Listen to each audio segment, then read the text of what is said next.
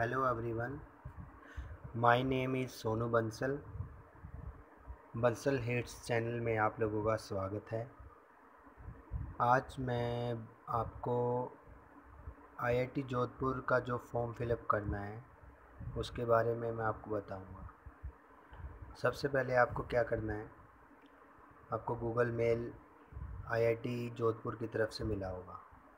ये जो मैं इंफॉर्मेशन दे रहा हूँ ये मैं पीएचडी फॉर्म के लिए दे रहा हूँ। तो जैसे आप स्क्रीन पे देख रहे हो, मुझे मेल आया हुआ है आईआईटी जोधपुर से। और आईआईटी जोधपुर ने क्या फिलअप करने के लिए बोला है मुझे, अपना गूगल फॉर्म। ये देखिए आप, पीएचडी एडमिशन जुलाई, कोथाड़िया हार्दिक कुमार की मेल आई हुई है।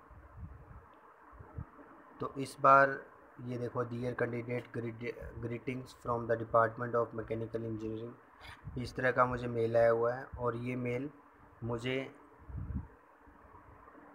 आईआईटी जोधपुर से मिला है और ये मिला था मुझे 3 दिन पहले, यानी कि आज जो अब डेट है उससे 3 दिन पहले मिला, यानी कि 12 जून को ये मुझे मिला था। उसके बाद नीचे आप देखोगे इसमें क्या है, गूगल फॉर्म दिया हुआ है। तो इस पर आपको क्या है, क्लिक करना है। क्लिक करने के बाद ये क्या हो जाएगा, आपको गूगल क्रोम की हेल्प से दूसरी विंडो खुल जाएगी और उस विंडो में जाकर आपको क्या करना है, डिस्कशन मैं अभी कर रहा हूँ। ये देखो प्रोसेसिंग चालू है और ये PhD admission July 2020 at IIT Jodhpur. Dear candidates, greeting from the department of mechanical engineering IIT Jodhpur. It is our pleasure to inform you that your application has been shortlisted. ये जो फॉर्म आएगा, ये जो मेल आया, ये जब आपका फॉर्म जो आपने स्टार्टिंग में अपना बायोडाटा फिलअप किया था ऑनलाइन, उसके बाद ये शॉर्ट लिस्ट होने के बाद आता है। शॉर्ट लिस्ट होने के बाद क्या करता है ये, उसके बाद इसमें इंफॉर्मेशन पूछी जाती है। जैसे इसमें पूछी गई है कि ईमेल एड्रेस, उसके बाद आपका पूछा गया फुल नेम, उसके बाद कॉन्टैक्ट नंबर और उसके बाद आपका एप्लीकेशन नंबर। तो आपको अब यहाँ पे एप्लीकेशन नंबर डाल देना है IITJ/RA/PhD/ME। और उसके बाद ये जो लास्ट में आपका रहेगा एप्लीकेशन नंबर, आप इसमें डाल सकते हो। उसके बाद डेट ऑफ बर्थ आपको डालनी है यहाँ पर जो आपकी है। और नेक्स्ट जो पार्ट है वो है सेलेक्ट रिसर्च स्पेशलाइजेशन। इसमें आपको क्या करना है, इसमें जो आप जिस सब्जेक्ट पे आप रिसर्च करना चाहते हो, जिस टॉपिक पे, उसको आप फिलअप करना है। जैसे थर्मोफ्लूइड है, मैकेनिकल डिज़ाइन है या फिर एडवांस मैन्युफैक्चरिंग है, इनमें से किसी एक पर आपको क्लिक कर देना है। उसके बाद है give to preferred area of research amongst the 10 technology track.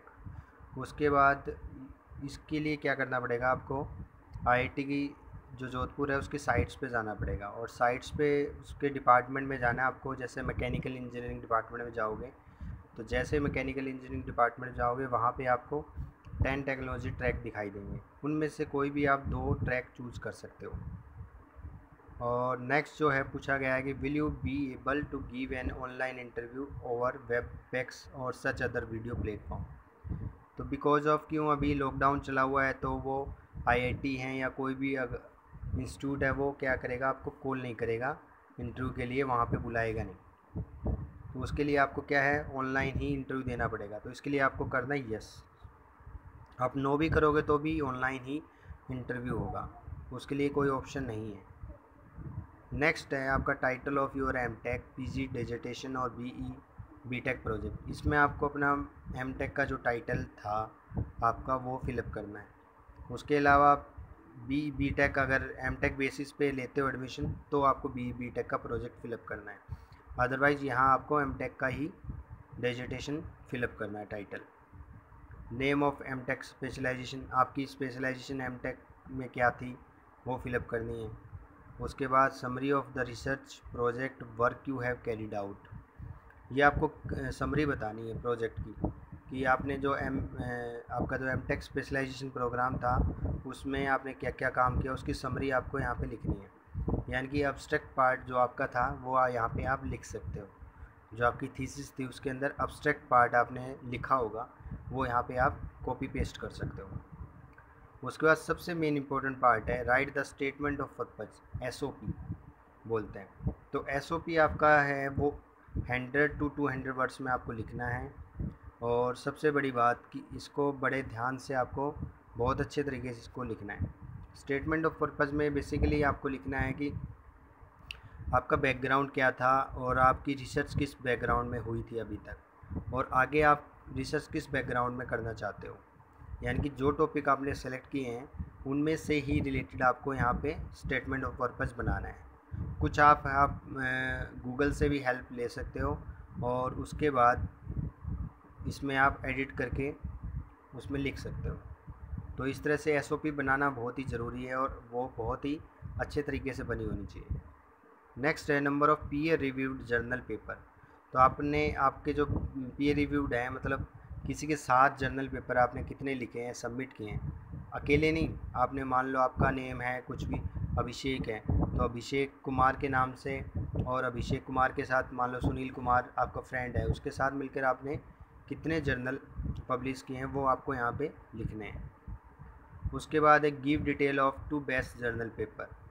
यहाँ पे आपको क्या लिखना है, जो आपका जर्नल पेपर है 2 बेस्ट हैं उनमें से आपको क्या करने हैं, उनके रिव्यू पेपर उनकी डिटेल्स लिखनी है जर्नल पेपर की। जैसे title of paper, name of journal, volume number, page number, ये आप देख सकते हो। और उसका इम्पैक्ट फैक्टर भी आपको लिखना है। इम्पैक्ट फैक्टर अगर आपको नहीं पता हो तो आप उस जर्नल का इम्पैक्ट फैक्टर गूगल पे चेक कर सकते हो। वहाँ से आपको पता चल जाएगा कि इस जर्नल का जिसके ऊपर आपने पेपर पब्लिश किया था उसका इम्पैक्ट फैक्टर क्या था। नंबर ऑफ़ कॉन्फ्रेंस पेपर, उसके बाद पब्लिश्ड या सबमिटेड आपने कितने पब्लिश किए हैं, कितने सबमिट किए हैं, डिजिट में ही भरना है इसको, 1 2 3 4 ऐसे, इनमें से कोई भी। पब्लिश या submit both are the same thing. Give detail of the 2 best conference paper. Next part है, आपको यहाँ पे क्या लिखना है, जो 2 बेस्ट पेपर है कॉन्फ्रेंस के उनके बारे में लिखना है, जैसे आपने ऊपर जर्नल के बारे में लिखा था। उसके बाद है आपका एक वर्क एक्सपीरियंस पोस्ट BTech और MTech इन मंथ्स। आपको यहाँ पे अपना टीचिंग एक्सपीरियंस जो भी आपने काम किया उसका वर्क एक्सपीरियंस लिखना है, BTech के बाद या फिर MTech के बाद या फिर BTech और MTech दोनों टाइम में ही, तो वो आपको लिखना है। ये भी डिजिट में फिलअप करना है आपको, लेकिन वो मंथ्स में होनी चाहिए, ईयर में नहीं। उसके बाद डिटेल ऑफ अवार्ड, अगर आपने कोई अवार्ड जीता है या कोई आपने गेट किया है तो वो आप लिख सकते हो यहाँ पे। उसके बाद है any other details to be mention in support of your application. आपकी जो एप्लीकेशन है उसके सपोर्ट के लिए कुछ और डिटेल आप देना चाहते हो जो आपके लिए हेल्पफुल हो इस IIT जोधपुर के एडमिशन को पाने के लिए, तो वो भी आप यहाँ पे अच्छी तरह से फिलअप कर सकते हो। तो ये इस तरह से उसके बाद आप यहाँ पे डिक्लेरेशन में ऐसे क्लिक कर दोगे। क्लिक करने के बाद क्या हो जाएगा, ये जो पार्ट है वो आपका जो आपने फिलअप किया वो सिलेक्ट हो जाएगा। और after that you will submit the form. इससे पहले आपको ये भी कर लेना है कि send me A copy of my responses, इस पर क्लिक करना है। इससे क्लिक के से क्या होगा, जो आप सबमिट करोगे वो आपकी मेल के ऊपर आपको मिल जाएगा कि क्या क्या इन्फॉर्मेशन आपने सबमिट की है। इस तरह से आप ये गूगल फॉर्म फिलअप कर सकते हो। ये बड़ा ही आसान तरीका है अब IIT में एडमिशन लेने का। IIT जोधपुर में इन्होंने गूगल फॉर्म जो फिलअप करवाया आप लोगों से, तो बट लेकिन आपको अच्छी तरह से फिलअप ज़रूर करना है इसको। Okay friends, thank you. I hope you all well understand this Google form. Stay home, stay safe. Okay, thank you. Subscribe my channel and